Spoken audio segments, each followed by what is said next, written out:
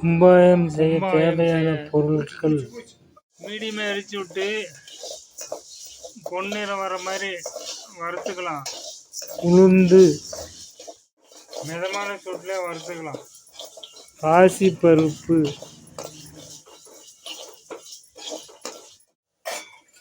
வெல்லம், பாசிப்பருப்பு, அரிசி, ஏலக்காய் போட்டு அரைச்சிக்கலாம். நல்லா மாவை ஜலிச்சுக்கிட்டா ஜன்னி வச்சு ஜலிச்சிக்கலாம். ஜல்லடை வச்சு கட்டி இல்லாமல் கரைச்சிக்கலாம். அப்போ தான் நல்லா இருக்கும். நல்லா கிண்டி விட்டுக்கிட்டே இருக்கணும் ரெடியாக வர வரைக்கும். இப்போ வெள்ளத்தை ஊற்றிக்கலாம்.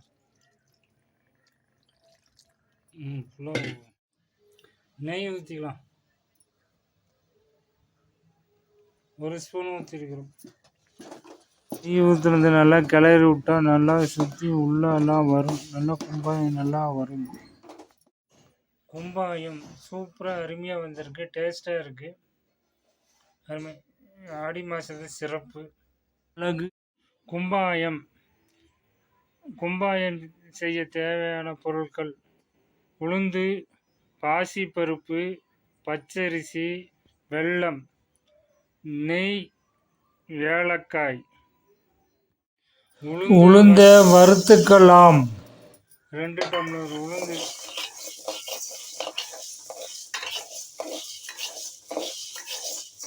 மீடியமாக எரிச்சு விட்டு பொன்னிறம் வர மாதிரி வறுத்துக்கலாம்.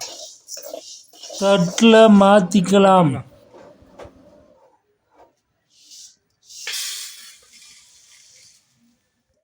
பாசிப்பருப்பு 1/2 டம்ளர், மிதமான சூட்டில் வறுத்துக்கலாம்.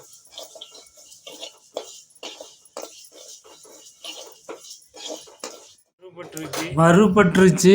இப்போ தட்டில் மாற்றிக்கலாம்.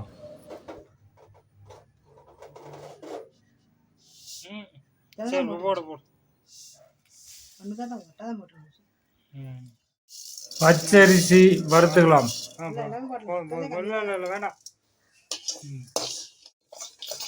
நல்லா வறுத்துக்கலாம்.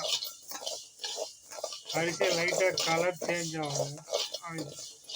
அப்படியே சேஞ்ச் ஆனால் போதும். எடுத்து கொட்டிக்கலாம். அரிசியும் வறுத்ததோடு சேர்த்திக்கலாம்.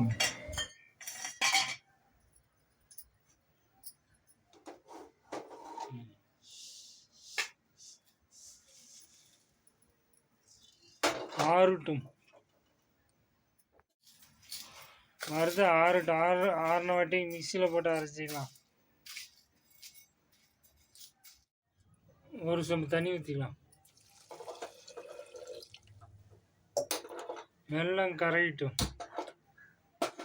வெல்லம் நல்லா கொதிச்சு வரட்டும். பாவப்பதம் தேவையில்லை. தண்ணி ஊற்றி கரைச்சி நல்லா வெல்லம் தண்ணியாக இருந்தால் போதும். பிசு பிசுன்னு இருந்தால் போதும். நல்லா கரைஞ்சிருச்சு வெல்லம்.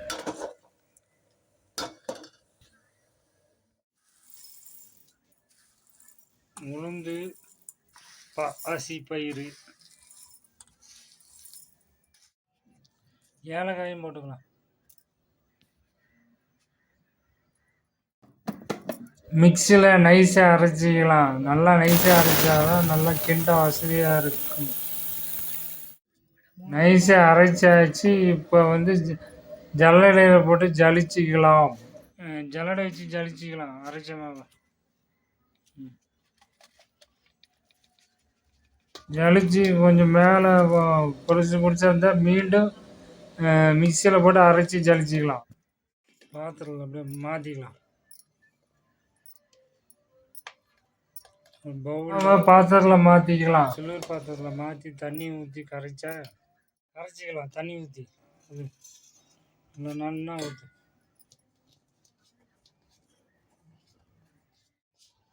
மாவை தண்ணி ஊற்றி கட்டிப்படாமல் கரைச்சிக்கலாம். ஸ்பூனு வச்சு கரைச்சிக்கலாம். நமக்கு தேவைப்பட்ட விஸ்கு வச்சியும் கட்டிப்படாமல் கரைச்சிக்கலாம். அப்போ தான் நல்லா இருக்கும். எடுத்துட்டு அப்படியே இந்த கரண்டி எடு. அதை எடுக்கலாம், அதை ஊற்று. அடிகனம் கெட்டியாக இருக்கிற பாத்திரத்தை எடுத்து கரைச்ச மாவை ஊற்றிக்கலாம். நான் கொஞ்சம் தண்ணி ஊற்று. நல்லா கரண்டி போட்டு கிண்டிக்கிட்டே இருக்கணும். அது மாவு கும்பாயம் ரெடி ஆகிற வரைக்கும் கிண்டிக்கிட்டே இருக்கணும். நல்லா கெட்டியாக ஆரம்பிச்சிருச்சு. இப்போ வெல்லம் ஊற்றணும், நல்லா கெட்டியாகட்டும். அப்புறம் வெல்லம் தண்ணி ஊற்றிக்கலாம். பக்குவம் வரட்டும். கெட்டியாயிருச்சு, வெல்லத்தை ஊற்றிக்கலாம். நல்லா கிண்டி விடணும். கிண்டி விட்டாதான் கும்பாயமும் வெல்லமும் நல்லா கரைஞ்சாதான் நல்லா டேஸ்ட்டு கொடுக்கும். பாரு, வெல்லத்தை ஊற்றி நல்லா கிண்டி விடணும். போக மாதிரி இருக்கு. நல்லா வெந்து கெட்டியானா நல்லா சூப்பராக இருக்கு கும்பாயம். நெய் ஊற்றிக்கலாம், 1 ஸ்பூன் ஊற்றிருக்கிறோம். நெய் ஊற்ற நல்லா கிண்டி விடணும். கிண்டி விட்டால் தான் எல்லாத்துக்கும் நல்லா பரவும், நல்லா டேஸ்ட்டாகவும் நல்லாவும் இருக்கும்.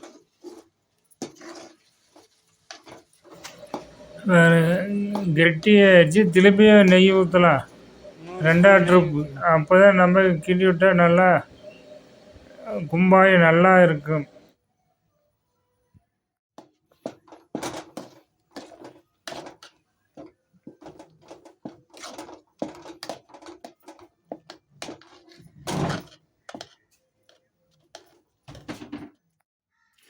கும்பாயம் ரெடி ஆயிடுச்சு. ஒரு 10 நிமிஷம் ஆற வைக்கலாம். ஆற வச்சு வாட்டி சாப்பிடலாம். அது சூப்பராக இருக்கும். கும்பாயம் ரெடி, தட்டத்தில் மாற்றிக்கலாம்.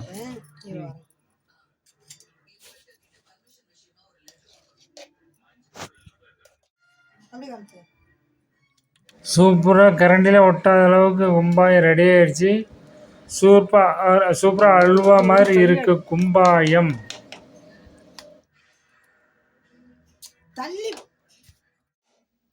கும்பாயம் சூப்பராக அருமையாக இருக்குது, டேஸ்ட்டாகவும் இருக்குது, நல்லா இருக்குது. கும்பாயம் அழகு.